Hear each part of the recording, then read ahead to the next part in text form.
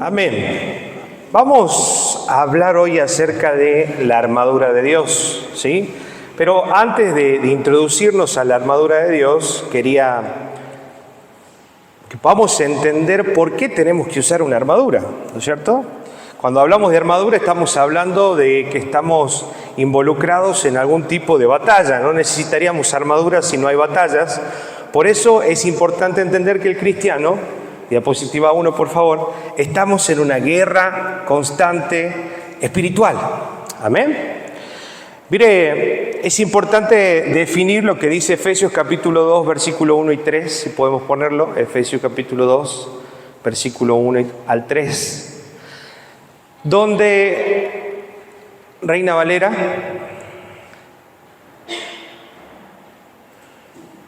bien, se puede sacar el subtítulo en inglés, después recortamos esto.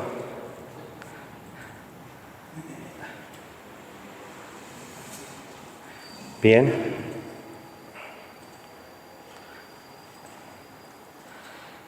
Y vamos con Efesios capítulo 2, versículo del 1 al 3, vamos a entender cuál es nuestra condición espiritual antes de conocer al Señor o antes de haber nacido. Amén.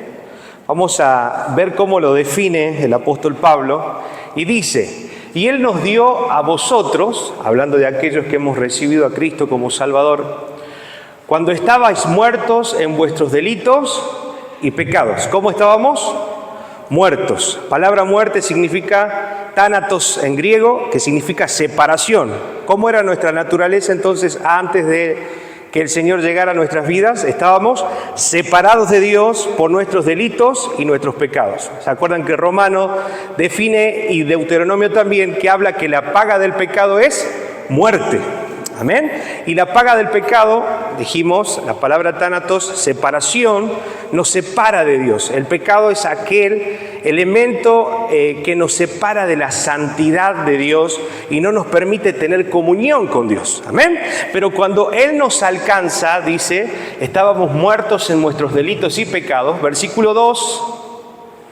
En los cuales anduvisteis en otros tiempos, siguiendo la corriente de este mundo. ¿Sí? Está hablando de la condición caída del hombre, está hablando de la condición pecaminosa del hombre, sin conocer al Señor, en la cual andaba en las corrientes de este mundo, hablando del pensamiento, en la forma de vivir y del sistema que el mundo perverso, y después lo define por quién está gobernado este mundo, conforme al príncipe de la potestad del aire, ¿sí? Que es Satanás, el espíritu que ahora opera en los hijos de desobediencia. Amén. Los hijos de desobediencia son aquellos hijos o aquellos seres humanos, hombres o mujeres, que todavía no han sido alcanzados por la gracia de Dios. Amén. Versículos 3 dice: entre los cuales también todos nosotros vivimos en otro tiempo. Y ahí va a hablar de las características de estas personas que no tienen a Cristo. En los deseos de nuestra carne, haciendo la voluntad, hablando de los deseos, de nuestros deseos, y de los pensamientos, y éramos por naturaleza hijos de ira, lo mismo que los demás. Amén. ¿Por qué dice que somos hijos de ira? Porque entendemos que la paga del pecado es muerte y la ira justa de Dios se va a manifestar, amén, sobre aquellos o sobre el pecado, amén, sobre aquellos que cargan el pecado. Por eso Cristo Jesús, al morir en la cruz, cargó sobre Él la ira del Padre. Amén. La ira justa del castigo de Dios fue sobre Cristo Jesús y todo el dolor fue sobre Él y el castigo fue sobre Él. Amén. Entonces, ¿cómo era nuestra naturaleza antes de conocer al Señor? Éramos hijos de ira, apartados de Dios. Amén. Y caminábamos bajo las corrientes de este mundo, gobernados, ¿sí?, o influenciados por el príncipe de las tinieblas, que tiene la autoridad en este sistema caído del mundo, en el cual se le da rienda suelta a los deseos y a las pasiones pecaminosas del corazón. ¿Amén? ¿Estamos de acuerdo? Ahí estábamos sin Cristo. Esa era nuestra condición sin Dios. Antes de conocer a Dios, nuestra vida estaba en ese reino. Pertenecía a la oscuridad, a las tinieblas y al pecado. Amén. Pero dice su palabra que fuimos rescatados desde ese lugar. Colosenses capítulo 1, versículo 13, también el apóstol Pablo lo dice: el cual nos ha librado de la potestad de las tinieblas y trasladado al reino ¿de qué? De su Hijo amado, o de su amado Hijo. Vemos acá entonces dos reinos: el reino de las tinieblas, gobernado por Satanás, gobernado por los deseos, influenciando a los humanos a caer en los deseos de su carne pecaminosos. Y vemos el reino de la luz, donde reina Cristo, donde reina la santidad, donde reina la verdad de Dios, la integridad de Dios, amén, la justicia de Dios. Vemos dos reinos. Esto quiere decir, y tenemos que entender, que cuando el Señor nos rescata del reino de las tinieblas y nos lleva hacia el reino de la luz, comienza una batalla espiritual. Antes, ¿por qué Satanás no peleaba contra nosotros? Porque ya éramos de él. ¿Se entiende? Ya estábamos bajo su dominio. Pero ahora que nosotros empezamos a caminar en este camino del reino de la luz, del reino de Dios, van a venir oposiciones a nuestra vida. Va a venir una batalla espiritual que vamos a tener que enfrentar con las tinieblas, pero sobre todo con nuestro corazón pecaminoso que todavía sigue santificándose. ¿Amén? Hay tres grandes enemigos que podemos detectar. El primero es el sistema del mundo que está caído, que está pervertido, que empuja y nos lleva hacia el pecado, en contra de la verdad de Cristo. El segundo enemigo que tenemos es nuestra carne, el deseo pecaminoso que todavía habita en nuestros cuerpos mortales, hasta el día que el Señor nos separe de esta humanidad y podamos ser libres espiritualmente para tener comunión con Dios, libres del cuerpo caído, amén, y tener un cuerpo glorificado. Y el tercer enemigo es Satanás, amén. Tenemos que tener mucho cuidado en esto, porque a veces creemos que la guerra espiritual solamente son Satanás y los demonios, pero la batalla más fuerte que tenemos en nuestra vida somos nosotros mismos.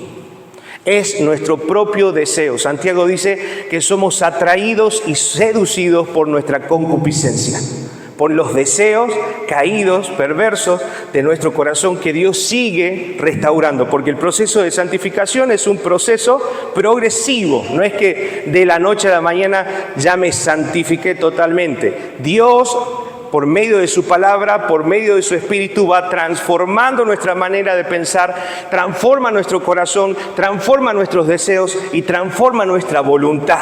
Amén. Y nos va llevando a ser más como Cristo, porque el fin de la santificación es llegar a ser como Cristo. Amén. Y ese es el fin que perseguimos todos los cristianos, y lo define en Romanos capítulo 8, versículo 29, que hemos sido creados para imitar o reflejar la imagen del Hijo. Amén. Cuando hablamos de la imagen, estamos hablando del carácter de Jesús. Si hay un principio fundamental para todos nosotros como cristianos que debemos buscar, es reflejar la imagen de Cristo. Amén. El carácter de Cristo. Su justicia, su paz, su gozo, su benignidad, su mansedumbre. Gálatas 5:22, vemos los frutos del Espíritu que reflejan el carácter de Cristo. Amén.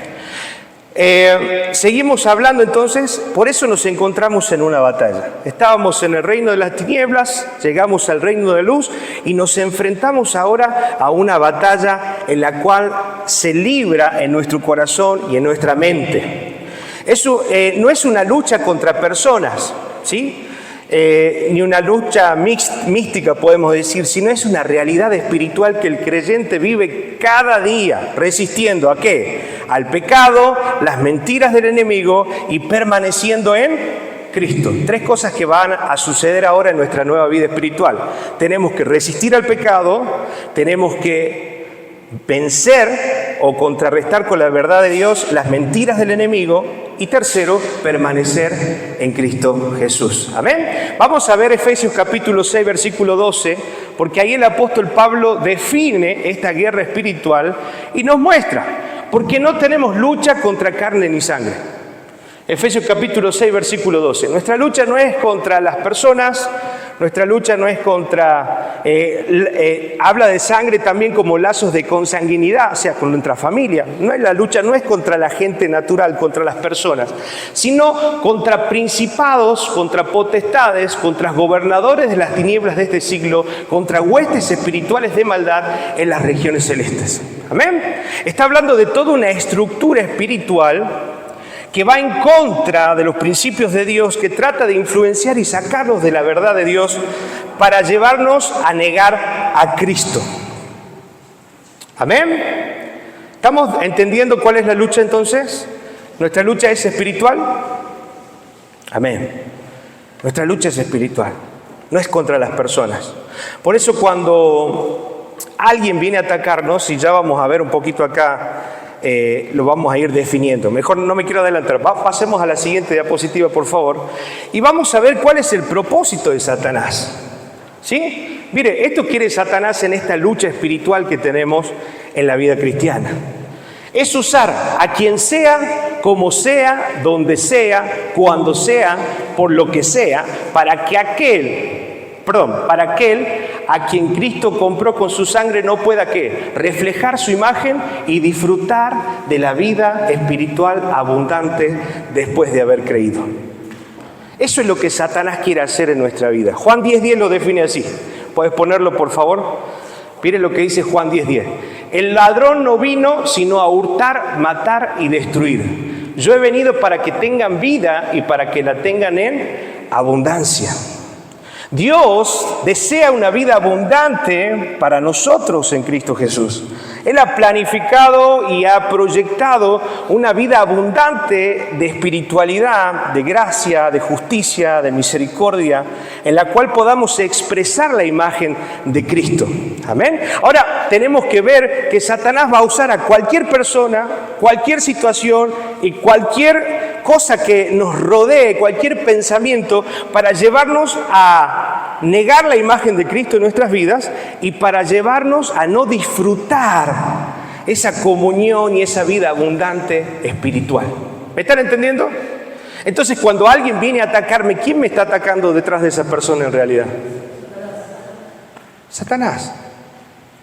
¿Se entiende o no? El enemigo viene a atacarnos usando cualquier circunstancia para que nosotros no podamos reflejar a Cristo y no podamos disfrutar de esa vida abundante. Vamos a seguir avanzando acerca de la guerra espiritual, porque antes de armadura le dije tenemos que definir esto. La guerra espiritual no es un show, sino una lucha diaria y real que tienen todos los cristianos. ¿Amén? Ustedes no tienen lucha con sus pecados, no tienen lucha con pensamientos, no tienen lucha con reacciones. Amén. Es una lucha espiritual que tenemos constantemente en nuestra vida. La buena noticia es que Cristo ya ganó la victoria en la cruz. Esa es la mejor noticia que podemos tener. El creyente no lucha para vencer, sino desde la victoria de Cristo. Eso quiere decir que para alcanzar victoria espiritual, ¿dónde tengo que pararme? En Cristo Jesús. ¿Con quién tengo que fortalecer mi relación? Con Cristo Jesús, a través de los medios de gracia, oración, lectura de su palabra, congregarnos, servir al Señor, la cena del Señor. Van fortaleciendo nuestro hombre interior, como lo define Pablo, amén, para que podamos vencer y permanecer en esta guerra espiritual. Satanás no es igual a Dios, sí, lo pongo entre paréntesis, no hay dualismo, que es otra teoría filosófica. ¿Por qué? Satanás es limitado y ya está derrotado. Dios está y Cristo está sobre Satanás. Amén. Dios nos ha provisto una armadura y eso es lo que vamos a ver. ¿Por qué? ¿Y para qué? ¿Cuál es el propósito de esa armadura? Efesios capítulo 6, versículo 13. Por tanto, tomad toda la armadura de Dios para que podáis resistir el día malo y habiendo acabado todo, ¿qué dice? Estar firmes. ¿Para qué nos provee entonces el Señor la armadura? Para que podamos resistir el día malo. ¿Va a venir el día malo? ¿Va a venir el día de la tentación? ¿Va a venir el día de la pérdida? Va a venir, amén, para que podamos resistir el día malo, sí, y habiendo acabado todo, podamos permanecer firmes.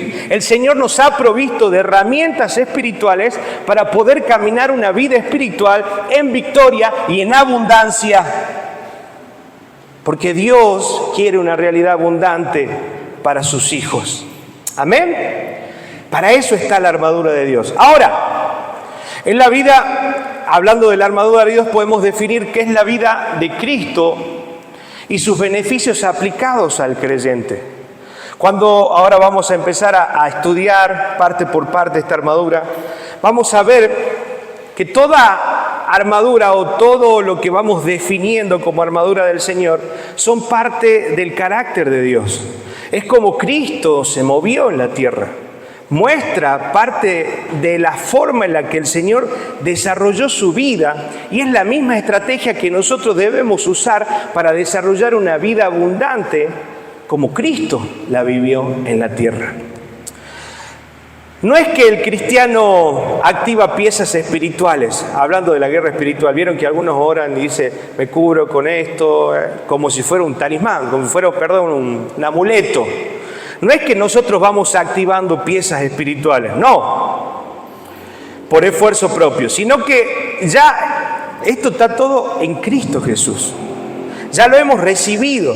Todo lo necesario para vivir una vida espiritual abundante está en Cristo a través de su Evangelio y por medio de su Espíritu Santo.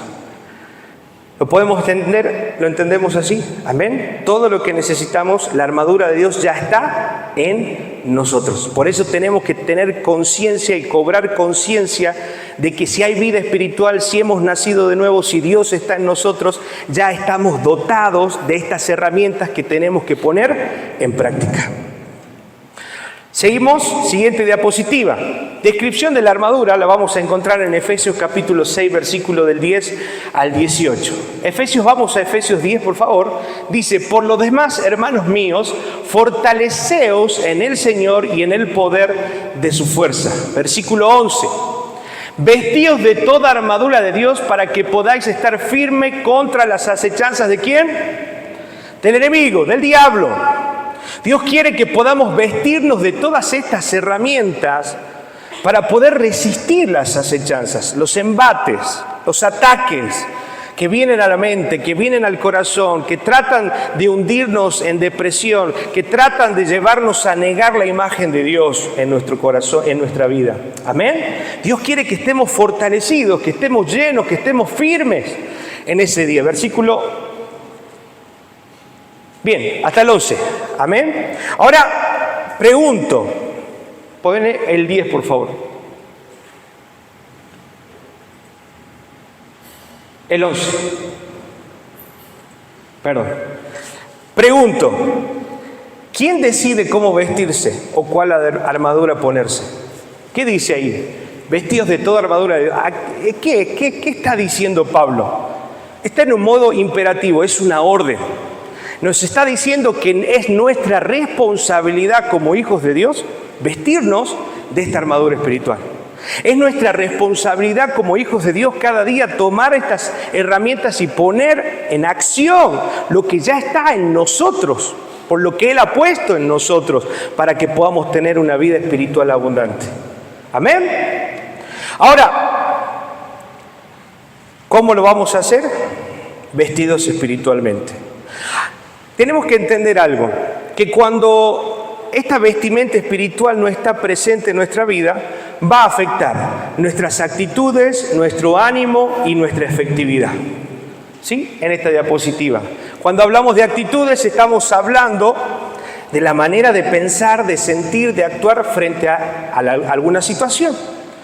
Cuando nosotros tenemos esta armadura desprovista o no estamos cubiertos con esta armadura, esta manera de pensar no va a ser bíblica, sino va a ser carnal, va a ser humana, y las resoluciones y los pensamientos que tengamos van a ir en contra de la verdad de Dios. También vamos a ver afectado nuestro ánimo. ¿Por qué? La motivación interna, el estado emocional y los sentimientos también se ven fluctuados o se ven comprometidos cuando no estamos fortalecidos espiritualmente. Y todo esto va a tener como resultado una falta de efectividad, que quiere decir la capacidad de lograr resultados, ¿sí? que no vamos a poder ver resultados espirituales, crecimiento espiritual en nuestra vida, y vamos a estar cayendo una y otra vez con tema de carácter, con tema del mismo pecado, la misma situación, la misma lucha, y no vamos a poder avanzar en nuestra vida espiritual. Lo que produce al final un estancamiento espiritual en la vida del creyente si no estamos aprovisionados o si no estamos vistiéndonos de esta armadura. ¿Sí? ¿Cuántos quieren madurar espiritualmente? ¿Cuántos quieren seguir creciendo espiritualmente? Necesitamos vestirnos, amén, de esta armadura del Señor. Seguimos avanzando, diapositiva 6. El uso de la armadura requiere una disposición de mente y de espíritu, ¿sí? Mark Burbeck, en su libro Preparados para la batalla, habla de 3 cosas que tenemos que tener en claro en nuestra vida para usar esta armadura. Primero, para entender y usar esta armadura tenemos que tener un estado mental. Segundo, una posición en Cristo, que ya vamos a describir cada una de estas. Y tercero, un compromiso a no movernos de Cristo, a permanecer en Cristo. Vamos a hablar del estado mental que tenemos que tener para utilizar estas armas espirituales. ¿Amén? Es muy importante esto y lo describo y lo pongo acá. Lo que pensamos depende de lo que sabemos. Escuchen eso. Lo que pensamos depende de lo que sabemos. Eso quiere decir que a mayor conocimiento yo voy a tener una mayor firmeza, una mayor base para poder fundamentar mi fe, y eso se va a convertir en una convicción. Y esa convicción es la que me va a sostener en el tiempo.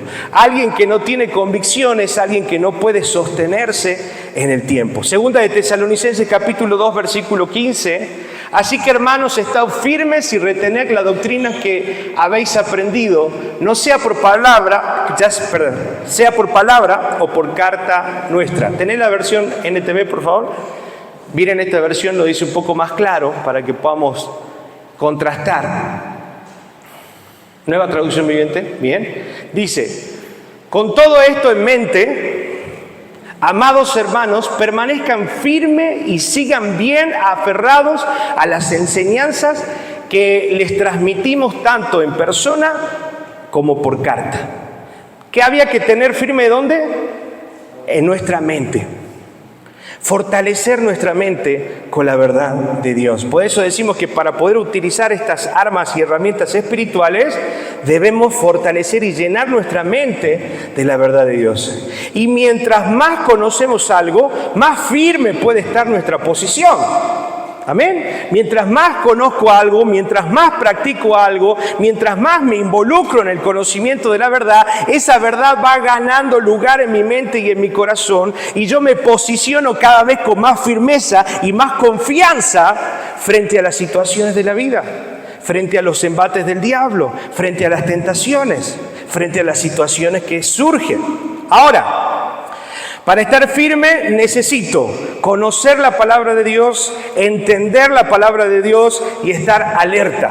¿Qué necesito? Diga conmigo, conocer la palabra de Dios, entender la palabra de Dios y estar alerta. Vamos a 1 de Pedro capítulo 1 versículo 13. Dice, por tanto, ceñid los lomos de vuestro entendimiento, sed sobrios y esperad por completo la gracia que os traeré cuando Jesucristo sea manifestado. Ponedlo en versión Nueva Traducción Viviente, por favor, y lo leemos. Mire, así que preparen ¿qué hay que preparar?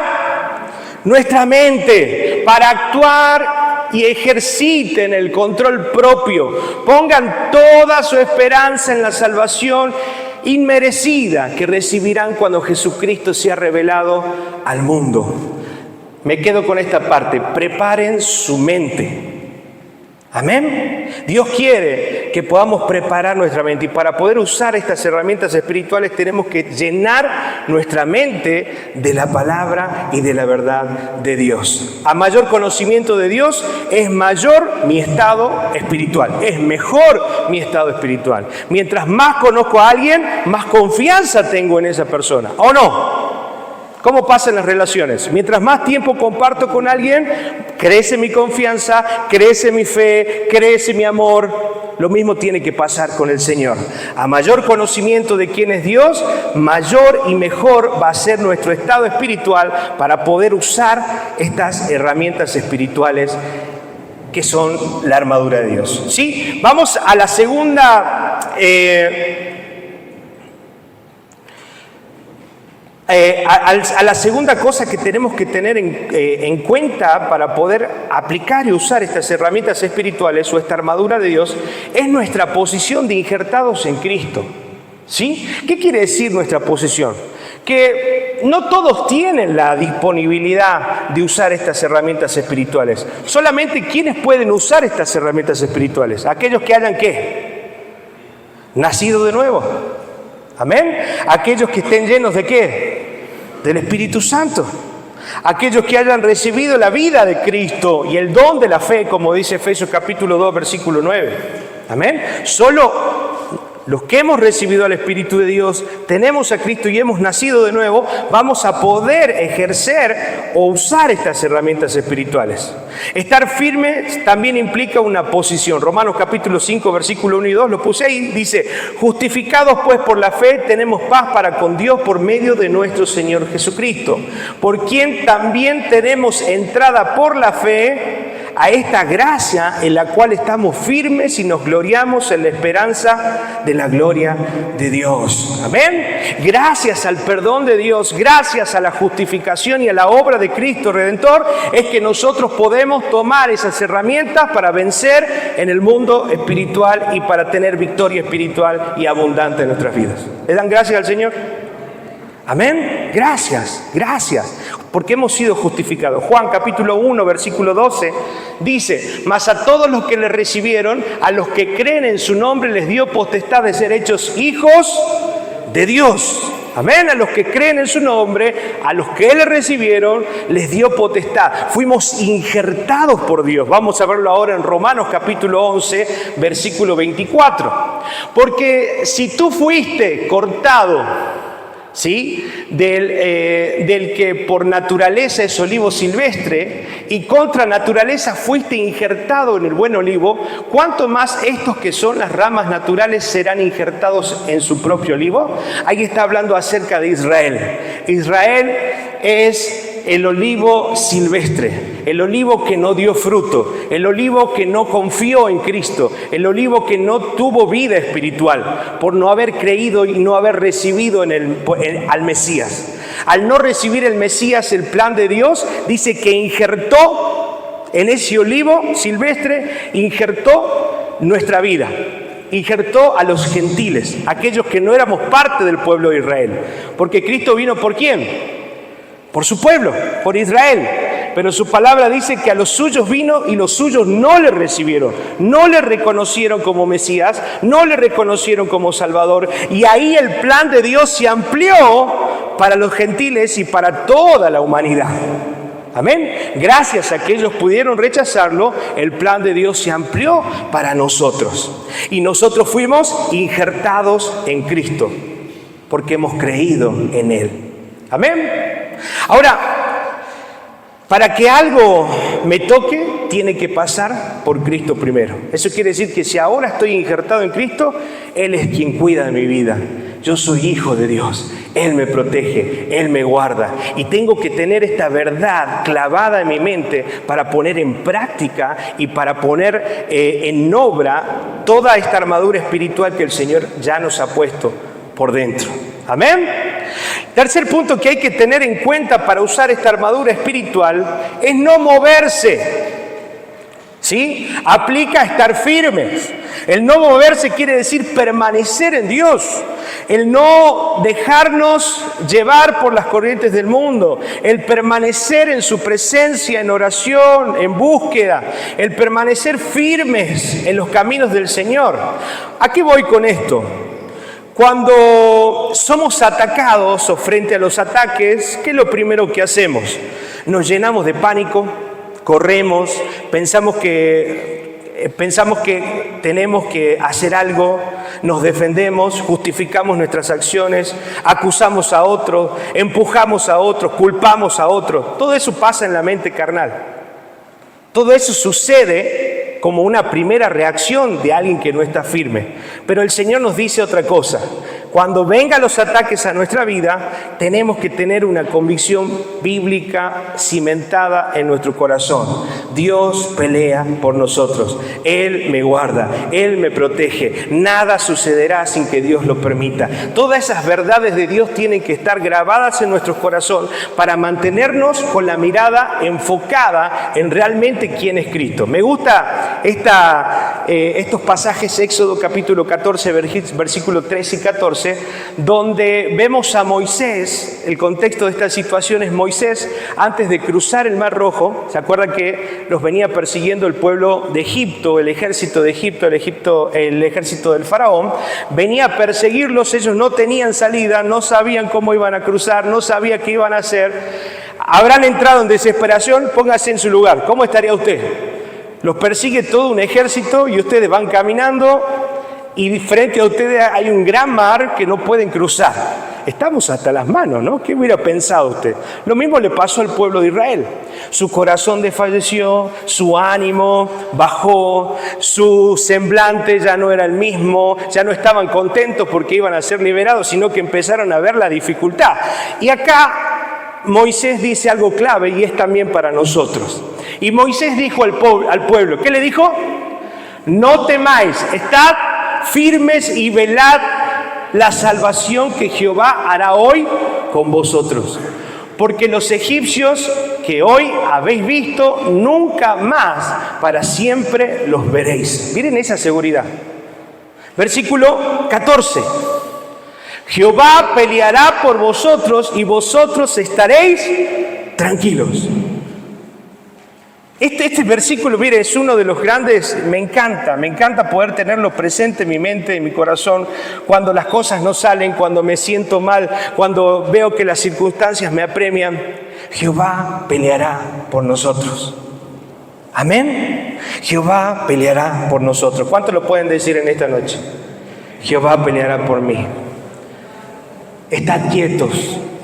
Amén. Y Moisés le decía estar quietos, y estar quietos decimos que no es un estar quieto pasivo, sino estar quietos confiando en Dios, orando a Dios, clamando a Dios, alabando a Dios. Estar quietos es esperar que Dios obre.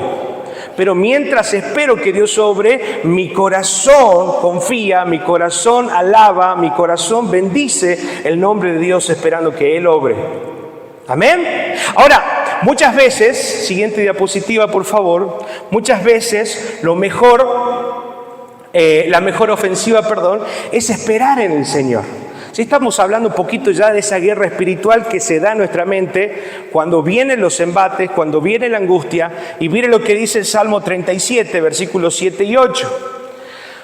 Guarda silencio ante Jehová y espera en Él. No te alteres con motivo del que prospera en su camino, por el hombre que hace maldades. Dice, guarda silencio ante Jehová, no te alteres por motivo de los que prosperan y son malvados. ¿No les pasó a ustedes que hace todo mal y le va bien? ¿Qué onda? Y Señor, y como que nos quiere salir el enojo, ¿no? Y el Señor le dice, no te alteres. Mire el versículo 8, lo que dice. Deja la ira y desecha el enojo. No te excites de manera alguna a hacer lo malo. De alguna manera el Señor le está diciendo, no cobres venganza, no hagas justicia por mano propia, espera que yo voy a darle a cada uno lo que merece. Mi justicia es mejor que la tuya. Amén. No te alteres. Decile a que tenés al lado, no te alteres. No te alteres. Confiemos en el Señor. Él le dará a cada uno lo que merece. Pero mire si la misericordia de Dios es grande. ¿Se acuerda de Jonás que se enojó con Dios cuando él quería salvar a Nínive? Porque era un pueblo perverso. Y como se escapó y empezó a irse después, Dios habla con Jonás y Jonás le dice, yo sé que eres un Dios misericordioso. O sea, él sabía que lo iba a perdonar, por eso él no quería ir a predicar a Nínive, porque sabía que el corazón de Dios es tan bondadoso, es tan bueno, amén, y tan lleno de gracia, que Él le dio una oportunidad a ese Nínive, aunque no se lo merecía. Por eso nuestra justicia hay que tener mucho cuidado en hacer justicia propia, porque muchas veces nuestra justicia se termina convirtiendo en algo pecaminoso porque se llena de venganza. Amén. Se llena de venganza, se llena de ira, se contamina nuestra justicia. Por eso hay que esperar en la justicia ¿de quién? De Dios.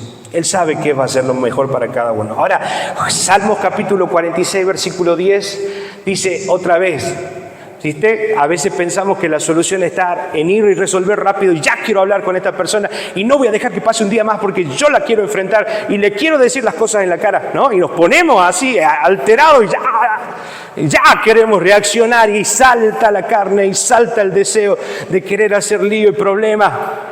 Y el Señor nos dice, está quieto y conoced que yo soy Dios. Seré exaltado entre las naciones, enaltecido seré en la tierra. Amén. Otra vez. Por eso le digo que hay soluciones o hay situaciones en las cuales no tenemos que salir a correr inmediatamente. Generalmente no. Antes de actuar primero debemos orar. Estar quietos.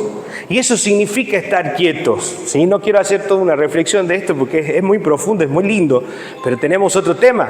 Pero el Señor nos dice que frente a las situaciones lo primero que tenemos que hacer no es correr, sino estar en la presencia de Dios. Orar. Amén. Ante cualquier situación que venga en la vida, lo primero que debe hacer un hijo de Dios es ponerse en la presencia de Dios y pedir sabiduría. Como dice en Santiago 5, si pedimos sabiduría, Él nos dará abundantemente y sin reproche. Amén. Es lo primero, no salir desesperados a buscar soluciones o hacer cosas por impulso. Debemos buscar sabiduría. Amén. Otra cosa que vemos aquí es que cuando Satanás ataca, él quiere que reaccionemos, ¿sí? Cuando nos manda personas, situaciones, nos manda problemas, lo primero que quiere hacer el diablo es que nosotros reaccionemos con ira, con preocupación, con desaliento, con depresión. ¿A cuánto le pasa esto? ¿A cuánto les pasa esto?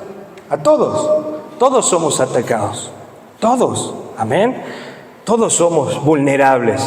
Satanás quiere que reaccionemos de esta forma y nos lleva a la reacción. Y estas reacciones, tanto la ira como la preocupación, el desaliento y la depresión, deshonran a Dios. Amén. Me incapacita, entonces desvían la atención de Dios hacia mí. ¿Qué quiere decir esto? Que estas reacciones como la ira, la preocupación, el desaliento, deshonran a Dios porque demuestran que no estoy confiando en ¿quién? En Dios. Lo que está manifestando cuando yo me lleno de ira es que no estoy confiando en la justicia de Dios.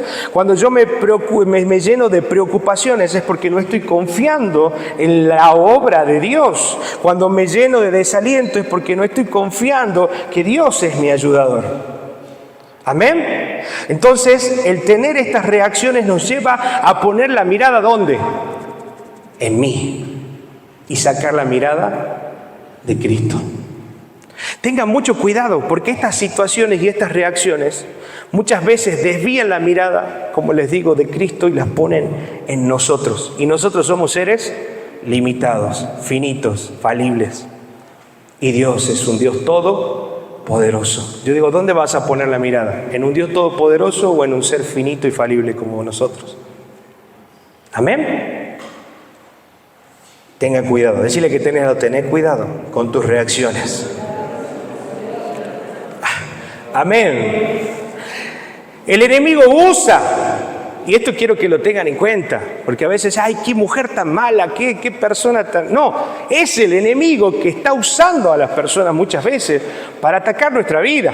Pero ojo, que el enemigo también puede usarnos a nosotros en la influencia de nuestra mente. Si no aprendemos a estar fortalecidos espiritualmente, por ejemplo, viene la ira a mi corazón y el enemigo ¡puc!, me da un pechoncito a nuestra carne y nuestra carne arranca 120 por la San Martín en contramano. ¿Se imagina? Desastre, ¿no? Así es nuestra carne. Amén. Entonces, ¿qué tenemos que tener? Empujar mis reacciones. El enemigo usa a otros, para empujar mis reacciones, para confundir mis palabras, para malinterpretar mis acciones, criticar lo que hago. Y abajo le puse grande: nos rehusemos a ser instrumentos de Satanás. Amén. Pero para rehusarnos a ser instrumentos de Satanás debo estar fortalecido. ¿Cómo?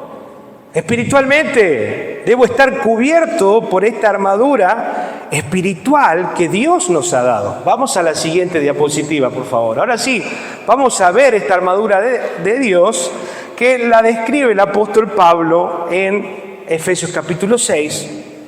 Amén.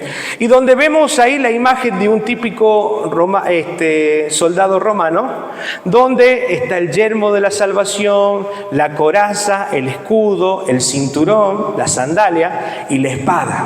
Amén. Y cada uno de esos elementos va a representar la armadura espiritual que Dios nos ha provisto, que representan también parte del carácter de Cristo, que el cristiano debe reflejar y debe prepararse y vestirse cada día con esta armadura. Como les digo, esta armadura no es no es oráculo, no es un talismán, no es algo de la suerte, sino es que esta armadura es una actitud espiritual en nuestra vida. Amén. No es que llego, me pongo el casco de la salvación, el gel y ya me salgo todo un Power Ranger a la calle. No, ¿sí? No es algo así.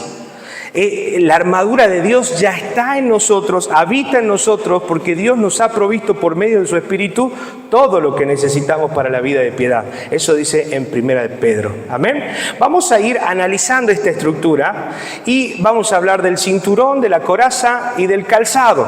Efesios capítulo 6, versículo 14. Puedes ponerlo primero, por favor. Y vamos a leer. Amén. Dice: estad pues firmes, ceñidos vuestros lomos con la verdad, vestidos con la coraza de justicia. Vamos a hablar del cinturón de la verdad, ¿sí? El cinturón de la verdad, ceñidos nuestros lomos con el cinturón de la verdad.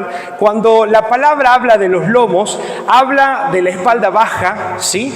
E involucra toda la parte inferior de donde se posiciona también el aparato reproductor. Por eso dice: salieron de los lomos de Isaías, salieron de los lomos de tal, salieron de los lomos. No son estos los lomos. Los lomos es espalda baja para abajo, ¿sí? Para que lo tengan en cuenta cuando hablamos del cinturón de la verdad.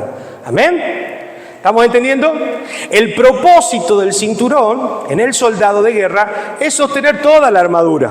Porque a través de ese cinturón, si podemos poner la imagen del soldado, por favor, vemos cómo sostiene, ¿sí?, la coraza, sostiene también donde va el arma, y de alguna manera, si él no está bien sujeto el cinturón, el soldado no va a poder correr o no va a poder moverse con agilidad para poder batallar. Entonces, algo muy importante el cinturón, porque el propósito, dijimos, es sostener toda la armadura. Sin el cinturón se pierde la batalla. En la armadura de Dios, el cinturón es la verdad de Dios, que es su palabra y nuestra vida en santidad. Cuando hablamos del cinturón de la verdad, estamos hablando de nuestro testimonio de vida. ¿Qué va a sostener la vida del cristiano? Su testimonio. Amén. ¿Qué sostuvo la vida de Cristo? Que Él no pecó. Fue tentado, dicen, todas las cosas, pero no pecó. ¿Qué tiene que caracterizarse en la vida del cristiano? El cinturón de la verdad, que está hablando entonces de nuestra santidad y de su palabra en nuestra boca. Amén. La santidad y su palabra en nuestra boca. Juan 17:17 dice: santifícanos en tu verdad, tu palabra es verdad. Amén. Santifícanos en tu verdad, tu palabra es verdad. La palabra de Dios es la que va a santificar nuestro corazón y nuestra mente para llevarnos a ser como Cristo. La palabra de Dios tiene el poder, porque es una espada de dos filos. amén, que penetra nuestra alma, dice, discierne las intenciones del corazón, separa los sentimientos de los pensamientos y llega hasta lo profundo de nuestro ser y obra y no vuelve vacía. Así que la palabra de Dios es un arma efectiva en nuestra mente, en nuestro corazón y en nuestra alma para transformar nuestra mente. Amén. Entonces, el cinturón de la verdad habla de nuestra integridad y de la palabra de verdad. Vamos a ver en la misma diapositiva 4 fuentes de esta verdad. ¿Cuáles son las 4 fuentes de esta verdad? Primero, la palabra de verdad, que es la Biblia. Segundo, Cristo, que es la persona de verdad. ¿Se acuerda que en Juan dice, yo soy el camino, la verdad y la vida? El único que se pudo adjudicar la verdad, tanto los monjes tibetanos y los hombres de Asia y las culturas orientales, todas están enfocadas a la búsqueda de la verdad, pero el único que se pudo adjudicar la verdad es Cristo. Y Él dijo, yo soy el camino, yo soy la verdad y yo soy la vida. Amén. El Espíritu Santo es el Espíritu también de la verdad. Y la iglesia verdadera es instrumento de verdad. Esas son 4 fuentes de la verdad en las cuales tenemos que pararnos para hacer uso de este cinturón de la verdad. Pero tener en cuenta que la santidad en nuestra vida va a ser lo que sostiene gran parte de nuestra armadura. Amén. ¿Es importante la santidad? ¿Es importante el testimonio? Amén. Seguimos avanzando. La coraza de justicia. La coraza protege el corazón. Viene a ser todo este armazón que tenemos por dentro, que protege todos los órganos vitales y sobre todo el corazón, que es vital en la guerra espiritual. El corazón habla de los sentimientos. Si Satanás, escuchen esto, nos convence a actuar en base a lo que sentimos y no en base a lo que sabemos, que es la verdad, entonces perdemos la batalla. Por eso necesitamos estar cubiertos con esta coraza que va a proteger nuestras emociones. Y muchas batallas espirituales se pierden porque le damos lugar a los sentimientos más que a la verdad de Dios. Porque nos movemos más por lo que sentimos y deseamos que por lo que Dios dice que debemos hacer. ¿Me está entendiendo lo que quiero decir? Necesitamos proteger nuestra mente y nuestro corazón en este caso para poder proteger esos sentimientos y no actuar. Mire lo que dice Mateo 15:19. Porque del corazón salen los malos pensamientos, los homicidios, los adulterios, las fornicaciones, los hurtos, los falsos testimonios, las blasfemias. Todo sale del corazón. Todo lo malo, todo lo que está pervertido sale del corazón. Por eso no puedo guiarme por lo que siento, sino que si soy un hijo de Dios, debo guiarme por lo que la palabra de Dios me dice, no por lo que siento. La palabra también nos dice que engañoso es el corazón más que todas las cosas y es perverso. El corazón es perverso. Decirle que tenés al lado, no te guíes por lo que sientes, porque vas a perder la batalla. Amén. ¿Sí? ¿Cuántos sentimentales hay acá? ¿Cuántos emocionales hay acá? Y que, ay, ¿por qué me caigo? ¿Por qué soy derrotado en esta área? Bueno, deja de hacerle caso a tus sentimientos. Empezá a hacerle caso a la verdad de Dios y vas a experimentar victoria. Amén. Cuiden sus sentimientos. La coraza de justicia habla de la rectitud de mi corazón. Pero también la coraza de justicia habla de la justificación que Cristo hizo por nosotros a darnos otra posición delante de Dios. Amén. Habla de la justificación, de la justicia que Dios nos impartió a través de Cristo Jesús. Al cambiar nuestro estado de ser pecadores y culpables a ser hijos de Dios e inocentes. Amén. Amén. Él cargó esa justificación sobre su vida y a través de Él somos justificados. Seguimos avanzando. Hablo del calzado del Evangelio. Isaías capítulo 52, versículo 7 dice, cuán hermosos son sobre los montes los pies del que trae alegres nuevas, del que anuncia la paz, del que trae nuevas del bien, del que publica salvación, del que dice a Sión, tu Dios reina. Amén. Cuando hablamos acá del calzado del Evangelio, hablamos también de nuestro caminar en integridad. ¿Cómo debe caminar a alguien que sirve a Cristo? ¿Cómo debe moverse por la vida a alguien que realmente ha depositado su fe en el Señor y ha nacido de nuevo? Su testimonio, su integridad, habla acerca del calzado también del Evangelio y también resalta la disposición de proclamar el Evangelio de paz. Amén. Aquel que realmente está vestido por esta armadura de Dios, a cada lugar donde va, sabe que lleva en él la simiente santa, sabe que lleva en él el Espíritu de Dios, sabe que lleva en él un mensaje de salvación que el mundo desea y necesita escuchar. No sé si desea, pero sí necesita escuchar. Amén. Entonces, un hijo de Dios, donde va, ¿qué hace? ¿Guerra? ¿Hace problema? ¿Hace enfrentar a la gente? ¿Qué trae? Paz. Somos llamados, dice, bienaventurados los pacificadores, porque ellos serán llamados hijos de Dios. Las sandalias del Evangelio representan esta disposición de proclamar la paz y el Evangelio de Dios en cada lugar donde vamos, con nuestra boca y con nuestras acciones. Amén. Ahora, esto nos da estabilidad y firmeza, hablando de las sandalias, ¿no? ¿Para qué sirve? Para caminar. ¿Sí? No es lo mismo caminar descalzo por las piedras que caminar con sandalias, ¿verdad? Cuando camino descalzo, voy como tratando de esquivar, me puedo torcer, me puedo lastimar, pero cuando tengo el calzado del Evangelio, nos va a dar a nosotros estabilidad, firmeza y seguridad. Y eso es cuando caminamos en integridad. ¿Cómo caminamos?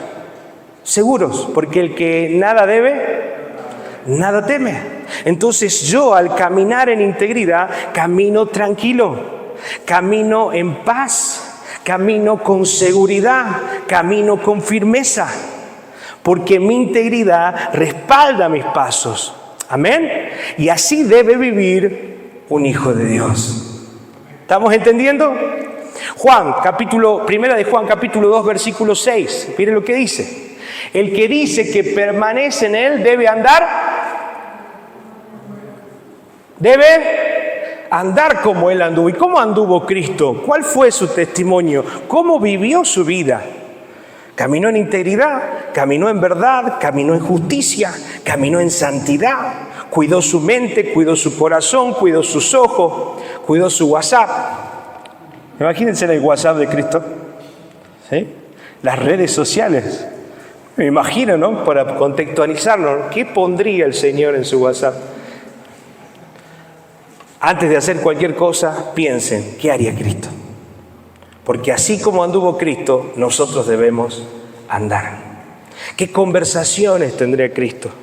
¿Qué chistes haría Cristo? ¿Qué humor tendría Cristo? ¿Cómo hablaría con sus hermanos? Cristo. ¿Cómo se divertiría Cristo? ¡Wow! Porque así como anduvo Cristo, nosotros debemos andar. Tercera de Juan, capítulo 1, versículo 3. Dice, pues mucho me regocijé cuando vinieron los hermanos y dieron testimonio de tu verdad, de cómo andas en la verdad. Amén. ¿Será que el Señor se puede regocijar también de nosotros? De cómo andamos en la verdad, de cómo estamos viviendo, de cómo estamos caminando. Amén. Eso es andar con el calzado del Evangelio. ¿Cómo anduvo el Señor en santidad? No puedo querer guerrear si mi caminar no anda bien. ¿Sí? Muchas quieren hacer guerra espiritual, quieren visitar, hacer, muchas y muchos también, quieren hacer tantas cosas para Dios, pero su integridad, su vida, su testimonio no está caminando como Cristo caminó. Por eso antes de hacer, debemos ser. Antes de querer servir, antes de querer hacer algo para el Señor, primero en nuestra vida debemos manifestar el testimonio de que estoy caminando como Él caminó. Porque no se trata de obras. Dios no le interesa nuestras obras. Dios le interesa nuestro corazón íntegro. Después, porque Él sabe que si tiene nuestro corazón, tiene todo lo demás. Él sabe que si tiene nuestro corazón vamos a querer servirle, vamos a querer hacer esto, vamos a querer hacer... Pero lo primero que Dios quiere es nuestro corazón. Si Dios no tiene nuestro corazón, de nada sirve todas las obras que podamos hacer, porque la motivación va a estar errada. La motivación va a ser sentirme bien, la motivación va a ser, ay, estoy haciendo algo para Dios, estoy tranquilo. No, la motivación debe ser siempre la gloria de Dios.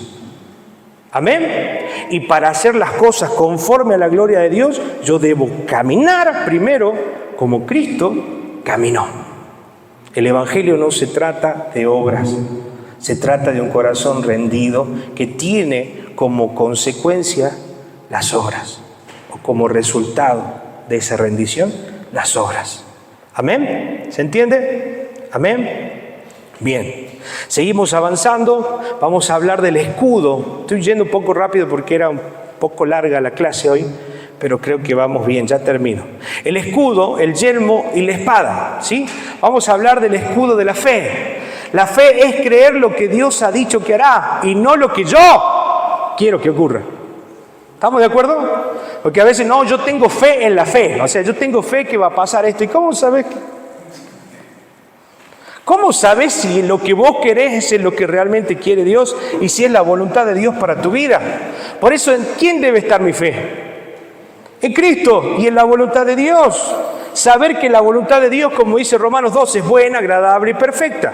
Vamos a ver Hebreos capítulo 11, versículo 3, y vamos a ver algunos hechos que ocurrieron a causa de la fe, o que se produjeron por la fe. Por la fe entendemos haber sido constituido el universo por la palabra de Dios, ¿sí? Por la fe creemos que Dios constituyó el universo. De modo que lo que se ve fue hecho de lo que no se veía. ¿Amén? Eso quiere decir aún que el mundo espiritual es más real que el mundo natural. Porque todas las cosas que hoy se ven fueron hechas de las que antes no se veían. Dios creó y es el único ser que puede crear todo de la nada. Y eso lo creemos por fe. Miren lo que dice Hebreos capítulo 11, versículo 7. Dice, por la fe Noé, cuando fue advertido por Dios acerca de cosas que aún no se veían, porque le dijo que iba a llover, ¿se acuerdan? Cuando todavía no caía agua del cielo, sino que subía, dice, una humedad desde abajo. Dice, con temor que hizo, preparó el arca en que su casa se salvase. Y por esa fe condenó al mundo y fue hecho heredero de la justicia que viene por la fe. ¿Se dan cuenta? ¿Qué hace la gente por fe? Obedece. La fe nos mueve a la obediencia. Y lo vimos en el discipulado 1. No podemos hablar de fe sin obediencia. No puedo decir que creo a Dios o que creo en Dios si no obedezco a lo que Dios dice. Miren lo que dice el 11:8. Otro ejemplo. Por la fe Abraham, siendo llamado, dice, obedeció para salir al lugar que había de recibir como herencia. Y salió sin saber dónde iba. ¿Por qué lo hizo? Por la fe. ¿Qué hizo? Obedeció. Amén. Hay una relación estrecha entre la fe y la obediencia. Versículo 17, otro ejemplo de fe. Miren lo que dice Hebreos. Amén. Por la fe Abraham, cuando fue probado, ofreció a Isaac. Y el que había recibido las promesas ofrecía su unigénito, hablando del Padre. ¿Qué hizo Abraham entonces por la fe? ¿A quién ofreció? A Isaac, en sacrificio. Confió. ¿Se acuerdan? En Hebreo también dice que él confió que si Isaac moría, Dios tenía el poder para resucitarlo. Así que él confió plenamente en que Dios tenía el control de todas las cosas. Y si Dios estaba pidiendo algo, es porque Dios iba a responder. ¿Será que nosotros podemos confiar así? ¿Será que nuestra fe está puesta en lo que Dios dice y no en lo que yo quiero? ¿Ah? ¿Amén? Entonces, hay más ejemplos. Vamos a continuar. Como nuestros sentimientos y emociones no nos afianzan, creerle a Dios es esencial en la batalla espiritual. Por eso no tengo que creer en lo que yo quiero, tengo que creer y confiar en lo que Dios quiere para mí. Y siempre, ante cualquier situación, decir, si Dios quiere, va a suceder esto o aquello. Si Dios quiere, va a producirse. Si Dios quiere, se va a abrir una oportunidad. Si Dios quiere, porque Dios está ante todo y es el que decide por nosotros. El hombre propone, dice, y Dios dispone. Amén. Nos protege contra los ataques directos, la fe, de la duda y la tentación. Amén. ¿Cómo nos protege el Señor ante la duda cuando tengo fe? Por ejemplo, en alguna situación de incertidumbre, el Señor nos hace confiar que Él es nuestro pastor, que nada nos faltará, que Él es nuestro alto refugio, que Él es el que protege nuestra vida. Entonces nos libra, amén, de la tentación de la duda, de la tentación de la desesperación. Amén. Pero eso lo hace a través de ¿qué? De la fe. El escudo de la fe. Por eso la fe es un arma defensiva a través de este escudo en la cual nosotros interponemos nuestra fe antes que ese ataque llegue a nuestro corazón y a nuestra mente. Antes que el ataque de la duda, de la tentación llegue a nuestra mente, ¿qué ponemos? El escudo de la fe. Confiar que todo lo que pasa y sucede en nuestras vidas es porque Dios lo permitió y está en su perfecta voluntad. Dios es soberano. Amén. Hebreos capítulo 11, versículo 6 dice, pero sin fe es imposible agradar a Dios, porque es necesario que el que se acerca a Dios crea que le hay y que es galardonador de los que le buscan. Amén. Es imposible agradar a Dios sin fe. ¿Todos tienen fe? ¿Ah? ¿En lo que Dios va a hacer o en lo que ustedes quieren? Amén. No hay otra fe más segura para nosotros que confiar en lo que Dios quiere hacer. Amén. Vamos avanzando, vamos a hablar del yelmo de la salvación. Me falta 1 y 2 más y con esto vamos terminando. ¿Sí? Bueno.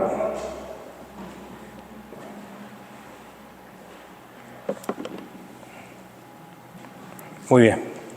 El yelmo de la salvación, estamos hablando del casco. ¿Qué protege el yelmo? El cerebro, la mente, en términos espirituales. Protege nuestros pensamientos. Nuestra mente es uno de los blancos de ataque, por lo tanto, en la batalla espiritual tenemos que proteger la mente. Ponernos el yelmo de la salvación significa tener nuestra mente con la verdad de Dios. Amén. Es proteger nuestra mente con la armadura, este yelmo, este casco, que va a proteger nuestros pensamientos. Romanos 12:2, ¿se acuerdan lo que dice? No conforméis a este siglo, sino transformaos por medio de la renovación de vuestro entendimiento, para que comprobéis cuál sea la buena voluntad de Dios, agradable y perfecta. Dice, no se amolden al mundo, no hagan lo mismo que el mundo hace. No haga lo mismo de aquellos que siguen sus deseos, sus pasiones y sus corrupciones carnales. No haga lo mismo. Ustedes deben renovar su mente, su entendimiento, proteger su mente. Y así, protegiendo nuestra mente y renovando nuestra mente con la verdad de Dios, vamos a poder comprobar la buena voluntad de Dios para nuestra vida. ¿Quieren comprobar la voluntad de Dios? ¿O se quieren morir probando su voluntad? Yo quiero probar la voluntad de Dios. Amén. Y no probarla solo, sino comprobar que la voluntad de Dios es buena, es agradable y es perfecta. Pero para eso debo renovar mi mente, cambiar mi manera de pensar a través de la palabra de Dios. Cambiar y ponerme ese yelmo. Los peores ataques de Satanás vienen de la falta del casco. la cabeza, la mente. Desprotegida es un blanco fácil del enemigo. ¿Y sabe lo que Satanás está usando en este tiempo para atacar nuestra mente de una forma sutil? Porque ya no es, ay, soñé con el diablo y cosas como esas, ¿no? ¿Sabe cómo es? Con el celular.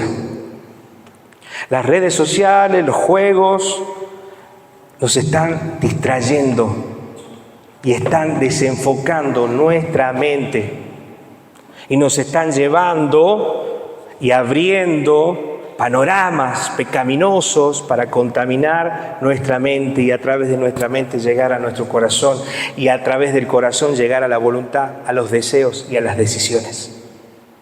Amén. Tengan mucho cuidado de lo que hoy tenemos en nuestras manos, porque Satanás está empecinado en bombardear y controlar nuestra mente. Amén. Ahora, ¿cómo protegernos la cabeza? Efesios capítulo 4, versículos 6 y 7. Podemos poner Efesios 4, 6 y 7, dice, por nada estéis afanosos. ¿Ven? No se afanen. Y otra versión dice, no se preocupen por nada. ¿Será que alguien puede hacer esto? No se preocupen por nada. Literal, ¿no? No se preocupen por nada. Si no sean conocidas vuestras peticiones delante de Dios en toda oración y ruego con acción de gracias. Amén. Me gusta esta parte porque al final agrega la acción de gracias. Dice que no nos preocupemos por nada, sino que llevemos delante del Señor toda nuestra necesidad a través de la oración. La oración es una herramienta fundamental en la vida, amén, del cristiano para proteger la mente. Porque si la mente entra en aflicción, si la mente entra en angustia, las decisiones que va a tomar van a ser pecaminosas.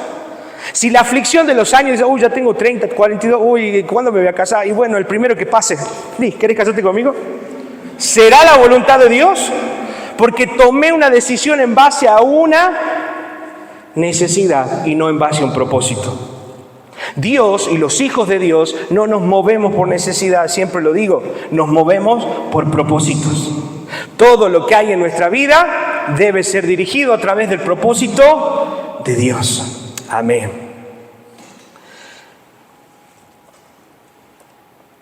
Bien. Versículo 7 dice, si dejamos nuestras oraciones al Señor, si dejamos nuestras necesidades en oración al Señor, dice que Él va a proteger. ¿Y qué va a hacer? Y la paz de Dios que sobrepasa todo entendimiento, guardará nuestros pensamientos. Amén. Practiquen la oración. Lleven al Señor todo en oración. Lleven al Señor, practiquen oración. Dejen todas sus aflicciones y necesidades en Él. Amén. Y es otra forma de proteger nuestra mente. Entonces, dos formas de proteger la mente. Una a través de la palabra de Dios y la segunda a través de la oración. Amén. Cuando no cuidamos lo que vemos, oímos, hablamos y leemos. ¿De qué manera desprotegemos nuestra mente? Cuando no cuidamos lo que vemos, ¿sí? Lo que oímos, lo que hablamos y lo que leemos. Bueno, ya vamos terminando. Hablamos de la espada de la palabra, el último elemento que nos toca en esta armadura. Efesios capítulo 6, versículo 17 dice, tenemos que manejar la palabra con integridad y honestidad. La palabra puede ser usada para bien o para mal.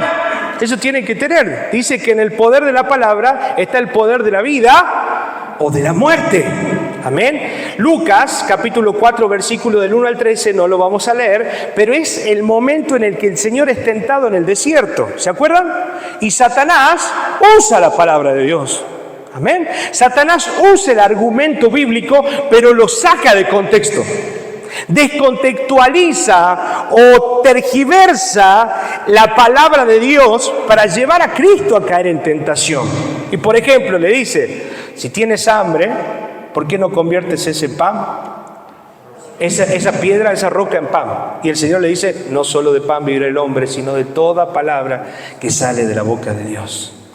Lo subí al pináculo más alto y digo, ¿por qué no te tiras? Dice su palabra que a sus ángeles enviará para que te guarden. ¿Se acuerdan?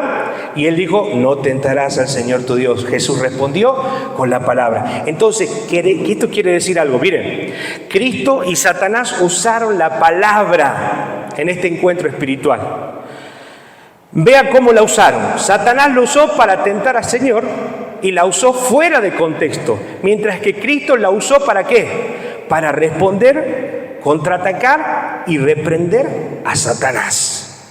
¿Amén? ¿Para qué vamos a usar la palabra entonces nosotros? ¿Para bendecir o para maldecir? Para bendecir. Y la vamos a usar para edificar. ¿Amén? No como lo hizo Satanás, sino como lo hizo Cristo, para contrarrestar los ataques del enemigo. Termino con esto. Las armaduras del mundo, ¿sí? Siguiente diapositiva. O las armas del mundo le pesan al cristiano, no son para nosotros. ¿Amén? Hay cosas que ya no nos corresponden. El chisme, el pleito, la venganza, la división, las demandas, el orgullo, dañar la reputación de una persona mediante acusaciones falsas, exageradas o malintencionadas, la intriga, hacerse el misterioso, ¿sí? Estas herramientas son del mundo, no son para nosotros, no nos corresponden a nosotros. No uses las armas del mundo para defenderte en la guerra espiritual. Dios es tu escudo y tu fortaleza. Las armas del mundo no deben intimidar al cristiano y mucho menos ser parte de su vida. Amén. Entonces ya el cristiano, che, ¿cómo te vas a defender de tal? No, yo voy a hablar más mal de él. De esa forma lo voy a hacer queda peor y así voy a ganar la batalla espiritual. ¿Así funciona? No. Esas herramientas no son para nosotros. Esas formas de actuar no son para nosotros. El orgullo no es para nosotros. Termino. Entonces, el sustento de la Biblia cristiana. Vimos las herramientas o lo que llamamos armadura, en cual vemos que esta armadura representa el sustento de la vida cristiana, cómo la vida cristiana debe lucir y cómo la vida cristiana debe sostenerse. La verdad, ¿se acuerdan del cinturón de la verdad? A través de la santidad. La justicia es mi posición delante de Dios y también mi testimonio de vida. La paz es la estabilidad que me da el caminar en integridad y el llevar el mensaje del Evangelio.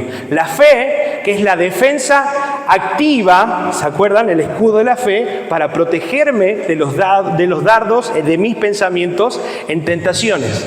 La salvación es la seguridad en nuestra mente. La palabra, que es la única arma ofensiva, y no me quiero olvidar de la última y la que sostiene, podemos decir, o engloba y sostiene y fortalece todas las demás, que es la oración. Efesios capítulo 6, versículo 18, y este es el último versículo donde vamos a cerrar con esta última armadura.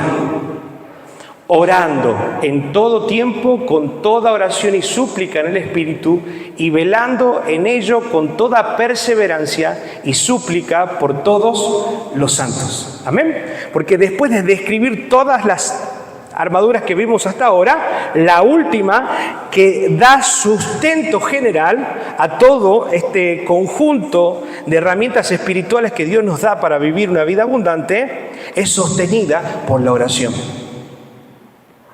Amén. La oración es vital en la vida del creyente, porque no es solo una comunicación con Dios, es poder tener un alcance directo con la fuente de poder que nos va a fortalecer para vivir una vida espiritual en abundancia. Amén. Vamos a orar.